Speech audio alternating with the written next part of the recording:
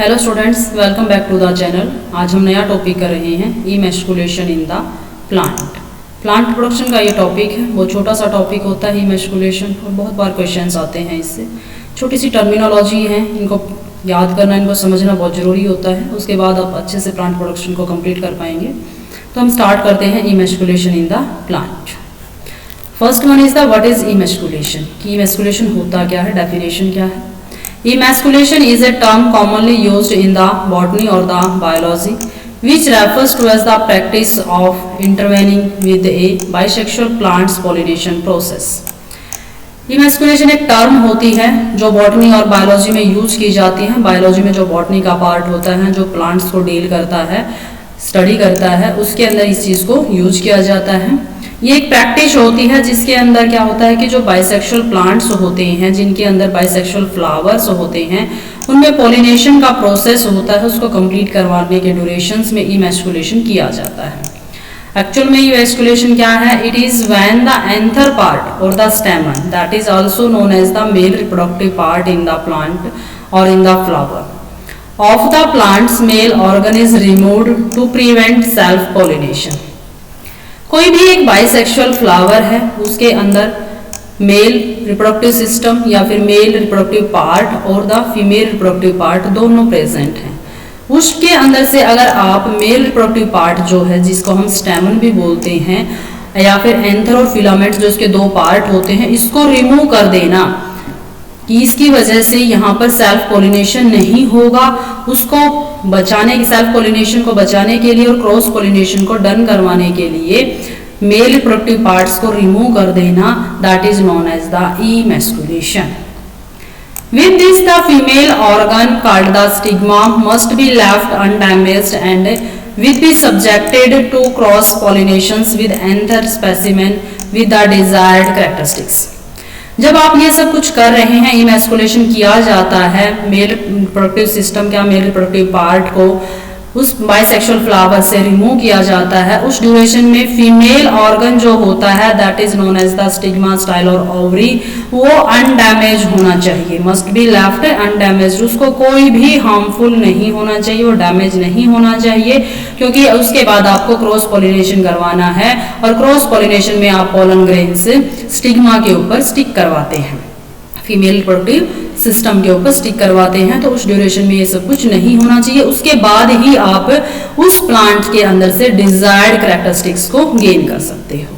ये सब कुछ होता है इमैस्कुलेशन के अंदर। ये देखो, ये एक मैच्योर फ्लावर है, मैच्योर फ्लावर के अंदर ये मेल रिप्रोडक्टिव सिस्टम और ये फीमेल रिप्रोडक्टिव ऑर्गन्स हैं, जिसमें हमारा स्टेमन है, स्टेमन के अंदर एंथर और फिलामेंट्स होता है, एंथर के अंदर पोलन ग्रेन्स की फॉर्मेशन होती है, और ये स्टिक स्टॉक है जो, that is known as the filament. और इसके साथ साथ फीमेल रिप्रोडक्टिव पार्ट है, जिसमें हमारा स्टिग्मा, स्टाइल और ओवरी, और ओवरी के अंदर ओव्यूल्स प्रेजेंट होते हैं। तो इमैस्कुलेशन में ये जो पार्ट होता है स्टेमन का, इसको रिमूव कर दिया जाता है, कि जिसकी वजह से इसके अंदर से जो पोलन ग्रेन्स हैं वो उसी प्लांट के स्टिग्मा के ऊपर स्टिक ना हो, और सेल्फ पॉलिनेशन को प्रिवेंट करके क्रॉस पॉलिनेशन को प्रेफर किया जाए। Why do we need cross emasculation? Emasculation की क्यों रिक्वायरमेंट है, क्यों किया जाता है ये सब कुछ? या फिर ये मान लो कि इसकी प्रॉपर्टीज क्या हैं, या फिर इसकी वजह से फायदा क्या होगा। Emasculation is commonly utilised by the plant breeders to produce the higher quality plant hybrids. अगर आपको किसी भी प्लांट के अंदर से हायर क्वालिटी का प्लांट हाइब्रिड की रिक्वायरमेंट है और आपके पास उसके पोलन ग्रेन्स प्रेजेंट हैं, तो आप इमैस्कुलेशन के थ्रू क्रॉस पोलिनेशन करवा के आप उस प्लांट के अंदर से हाई क्वालिटी का प्लांट का हाइब्रिड गेन कर सकते हो।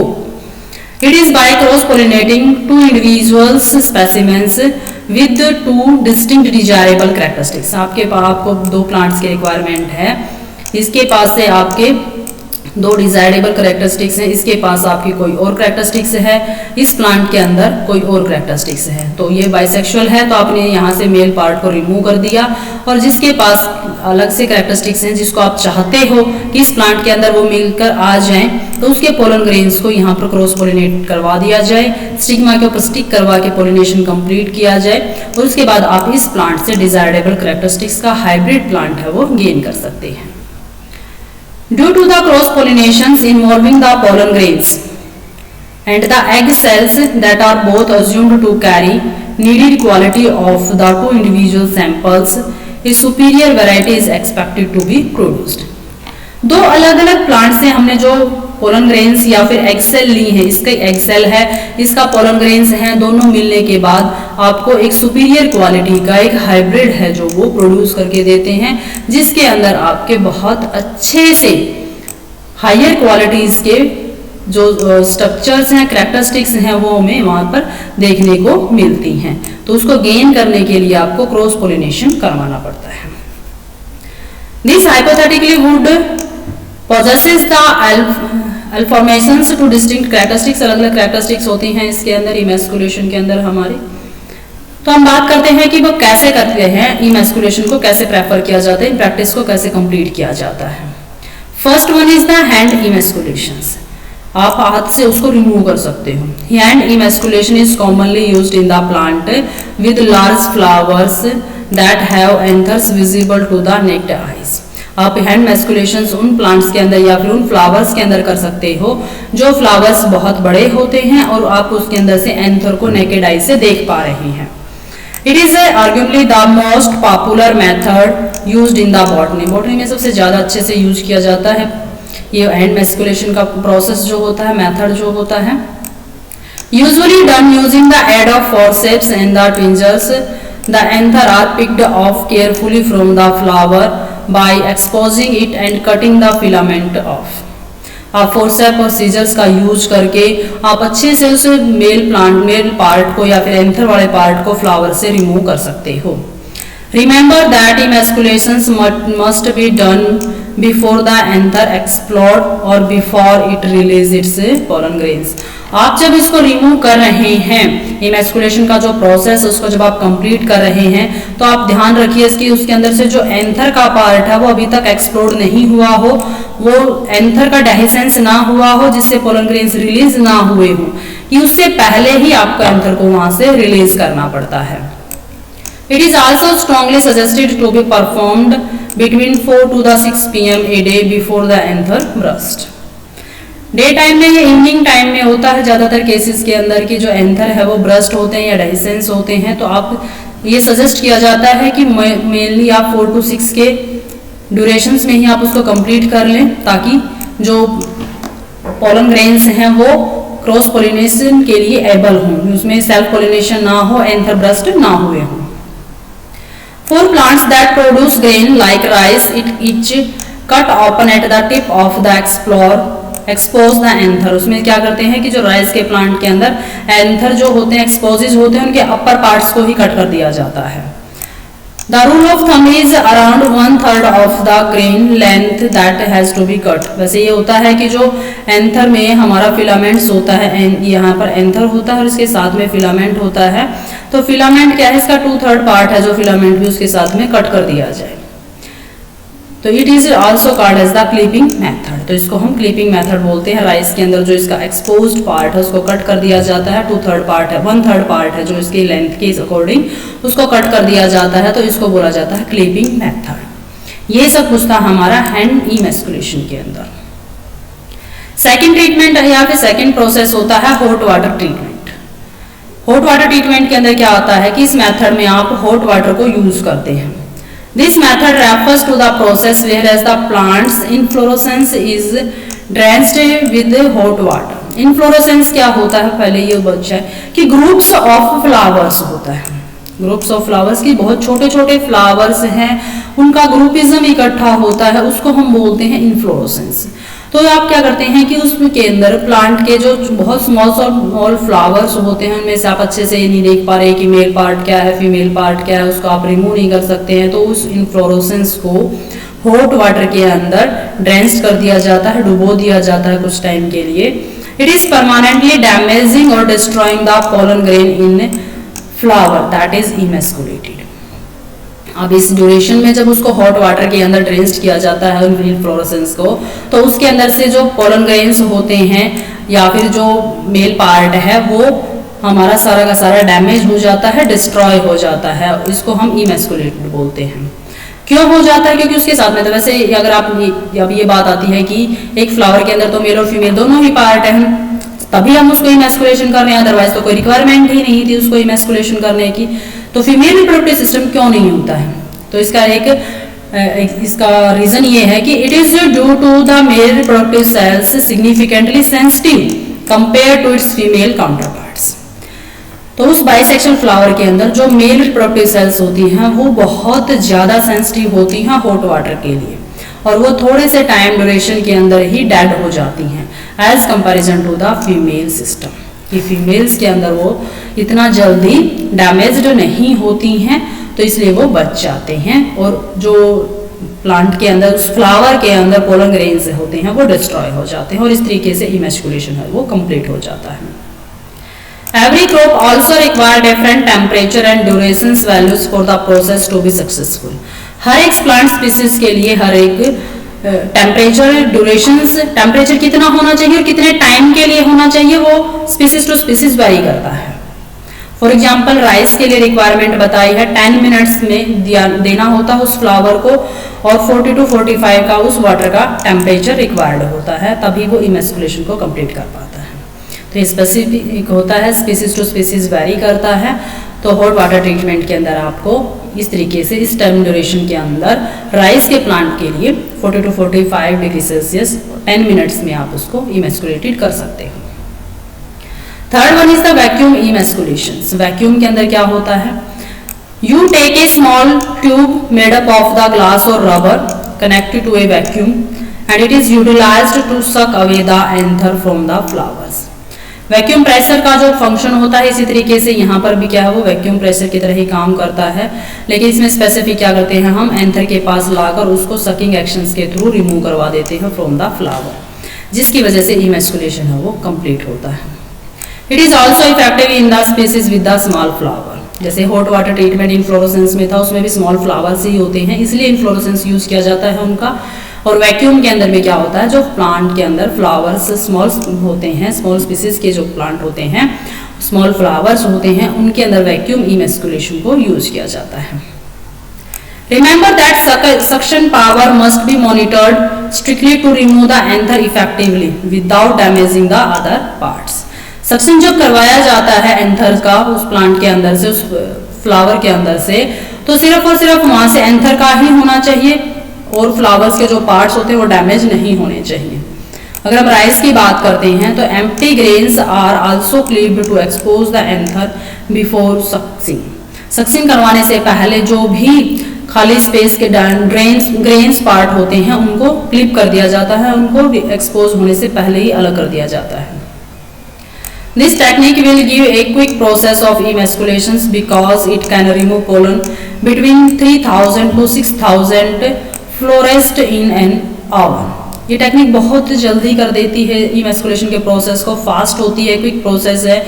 इनमें से अगर आप 1 घंटे के अंदर बात की जाती है तो 3000 से 6000 फ्लावर्स को इमैस्कुलेटेड कर दिया जाता है। इसमें एक्यूरेसी और इसका जो ग्रोथ है, फास्ट है, जो रेट है वो बहुत ज़्यादा फास्ट होता है। ये होता है vacuum emasculation. Alcohol method, last one or fourth one is the alcohol method. This technique is least utilized among the groups, बहुत कम यूज की जाती है। It is when the flowers are immersed in the alcohol concentration for a shorter time compared to the hot water treatment। जैसे hot water का treatment दे के हम emasculation complete करवा रहे थे, ऐसे ही अल्कोहल के अंदर भी करवाया जाता है। इसके अंदर भी कंसंट्रेशन फिक्स होती है, टाइम ड्यूरेशन फिक्स होता है, तभी आप उसको अच्छे से कंप्लीट करवा पाते हैं। Alcohol process already adjusted to the use of the gametocides nowadays। आज के ड्यूरेशंस के अंदर बहुत बार इसको गैमेट्स को किल करने के लिए भी अल्कोहल को यूज किया जाता है कि गैमेट्स को ही आप वहां पर किल कर दो, जैसे पोलन ग्रेन्स हैं उनको किल कर दो तो इमैस्कुलेशन ऑलरेडी अपने आप ही प्रेफर हो जाएगा। It is a method of chemical control wherein the chemical hybridizing agent like methyl arsenate और इथराइल और used in destroy the male gamete. आप केमिकल्स के यूज करके भी आप मेल गैमेट्स को डिस्ट्रॉय कर सकते हो। उनमें केमिकल आपके मिथाइल एसिनेट है, जैसे इथराइल है, इन सबको यूज करके आप वहां पर उसको रिमूव कर सकते हो और वो ऑलरेडी इमैस्कुलेशन हो जाएगा। हॉट वाटर के साथ है दूसरा ट्रीटमेंट हम कोल्ड वाटर का भी लेते हैं। तो this method work like hot water treatment but utilised cold water as its main pollen destroy agent damaging without damaging the female part. जैसे हॉट वाटर ट्रीटमेंट में हमने कहा था कि मेल पार्ट को ही रिमूव करना, उसी को डिस्ट्रॉय करना है, फीमेल पार्ट को डिस्ट्रॉय नहीं करना है। ऐसे ही कोल्ड वाटर में भी ट्रीटमेंट ऐसे ही होता है। Emasculation is a method to prevent plant from the self pollination. Self pollination से बचने के लिए हम इमैस्कुलेशन करते हैं। If you want to have your backyards full of quality plants you can try the several method mention of. अगर आप कुछ भी इसके अंदर से करना चाहते हैं इमैस्कुलेशन करके, आप हाइब्रिड्स हाई क्वालिटी के हाइब्रिड्स गेन करना चाहते हैं, तो आप इनमें से कोई भी प्रोसेस को यूज कर सकते हैं। इसके साथ साथ होता है बैगिंग। इमैस्कुलेशन के साथ बैगिंग भी आता है। जब आपने इमैस्कुलेशन को कंप्लीट कर दिया है तो जो फ्लावर्स रह जाता है और द पेनिसल्स जो विदाउट मेल पार्ट्स हैं वहां पर, तो उस फ्लावर को पेपर बैग के साथ प्रोटेक्ट करके इनक्लोज कर दिया जाता है, कवर अप कर दिया जाता है, ताकि उसके अंदर से कोई भी पोलन ग्रेन का कंटामिनेशन ना हो। क्योंकि हमें वहां पर डिजायर्ड स्पीसीज का डिजायर्ड पोलन ग्रेन से ही वहां पर फर्टिलाइज पोलिनेट करवाना है। इससे बचने के लिए कि कोई भी एनवायरनमेंट के अंदर बहुत सारे पोलन ग्रेन्स प्रेजेंट होते हैं, तो उससे बचने के लिए उसको क्या है, कवर कर दिया जाता है। एक पेपर बैग के अंदर उसको कवर कर देते हैं। इन मोस्ट केसेस बैगिंग में be done in the evening. Most of cases क्या शाम के टाइम पर किया जाता है, क्योंकि यही इमैस्कुलेशन भी इवनिंग टाइम में ही किया जाता है, तो बैगिंग भी शाम में ही किया जाता है। The bags are tied at the base using a thread. Base से फिर उनको बांध दिया जाता है एक थ्रेड का यूज करके। Male and the female flowers are bagged separately to prevent the entry of pollen grains from the outside। दोनों मेल फ्लावर को और फीमेल फ्लावर को अलग अलग से सेपरेट कर दिया जाता है कि ताकि पोलन ग्रेन्स हैं जो वो दूसरे फ्लावर फीमेल फ्लावर के पास एंट्री ना ले, एंटर ना हो, पोलिनेशन को कंप्लीट ना करें। Bags are removed from the male plants after collecting the pollen grain from the stamens। Male plant को जो हमने बैग्ड किया है उसके अंदर से आप पोलन ग्रेन्स को निकाल के उसको ओपन अप कर देते हैं, रिमूव कर देते हैं बैग्स को वहां से, क्योंकि अब पोलन ग्रेन्स रिमूव हो चुके हैं तो कोई सी रिक्वायरमेंट नहीं होती है। Bags are retained on the female flowers and the panicles up to the stage of the seed development.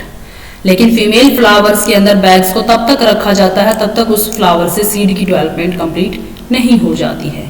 तो ये इमैस्कुलेशन के साथ छोटा सा टॉपिक होता है बैगिंग का। ये देखो इस तरीके से क्या इनको बैग कर दिया जाता है पॉलीथीन के बैग्स के थ्रू, और थोड़े से होल कर दिए जाते हैं जिसके थ्रू ये प्लांट है रेस्पिरेशन है जो इसके मेनली प्रोसेसेस होते हैं प्लांट को सर्वाइव करने के लिए, उसको कंप्लीट करता रहता है। बैग्स हैं पेपर का भी हो सकता है, पॉलीथीन का भी हो सकता है, बटर पेपर का भी, गैसोलीन का भी, फाइन क्लॉथ्स का भी हो सकता है। मेनली रिक्वायरमेंट ये होती है कि जो फीमेल फ्लावर के पास फीमेल ना पहुंचे और फीमेल के पास मेल ना जाए, पोलन ग्रेन्स है जो वो ऐसे ही पोलिनेशन कंप्लीट ना कर दें, अनडिजायर्ड कंडीशंस में ना हो। तो ये सब कुछ किसके लिए किया जाता है, avoid pollination by any foreign particles. Foreign pollens इसको पोलिनेट ना कर दे, इससे बचने के लिए इसको बैगिंग किया जाता है। बटर पेपर और vegetable parchment bags are mostly commonly use किए जाते हैं। जो बटर पेपर होते हैं और वेजिटेबल पर्चमेंट पेपर्स जो होते हैं, बैग्स जो होते हैं, उनका ज़्यादातर बैगिंग के लिए यूज किया जाता है। ऐसे इनको बेस से यहाँ से टाई कर दिया जाता है, दोनों तरफ देखो दोनों ही में क्या है ऐसे टाई अप किया हुआ है इनको, ये होती है बैगिंग। इसके साथ साथ बैगिंग के साथ साथ एक टॉपिक आता है टैगिंग। क्या होता है, छोटी सी टर्म है। इमैस्कुलेटेड फ्लावर्स है उसको टैग कर दिया जाता है आफ्टर बैगिंग। उस टैगिंग में क्या होता है, सर्कुलर और रेक्टेंगुलर एक टैग यूज किया जाता है, उसके ऊपर आपको डिटेल देनी होती है कि क्रॉस कैसा है, इमैस्कुलेशन की डेट क्या है, डेट ऑफ पॉलिनेशन क्या है, and number of flowers emasculated must be note at tag. जितने भी फ्लावर्स को इमैस्कुलेटेड किया जाता है सभी को ऐसे रेक्टेंगुलर या फिर एक सर्कुलर इस तरीके से एक टैग होता है, उसके ऊपर आप लिखते हो कि क्रॉस फर्टिलाइजेशन रिक्वायर्ड है, इमैस्कुलेशन की डेट ये है, date of pollination is defined, and number of flowers जितने भी हैं उनको लिखा दिया जाता है, या फ्लावर की स्पीसीज क्या है, उनके नेमिंग की है, वो सब की इंफॉर्मेशन उसके ऊपर टाई अप कर दी जाती है, उसको बोलते हैं हम टैगिंग। कार्बन पेंसिल और द परमानेंट इंक में be used for the tagging. Carbon की पेंसिल जो हम नॉर्मली यूज करते हैं वो पेंसिल या फिर परमानेंट इंक है, उसके साथ भी आप इसके ऊपर लिख सकते हैं। ये सारी इंफॉर्मेशन उन प्लांट्स में उनके हाइब्रिड्स कंप्लीट करवाने के लिए, उनकी जनरेशन कंप्लीट करवाने के लिए रिक्वायर्ड होती है। तो ये आती है टैगिंग। छोटा सा टॉपिक था। थैंक यू स्टूडेंट्स, जिन्होंने भी अभी तक वीडियो को लाइक शेयर और सब्सक्राइब नहीं किया, प्लीज़ वो वीडियो को लाइक शेयर और सब्सक्राइब, चैनल को सब्सक्राइब करना बिल्कुल ना भूलें। किसी का कोई डाउट है तो कमेंट बॉक्स में बता दें, आपके डाउट्स को कंप्लीट करने की कोशिश की जाएगी। Thank you students.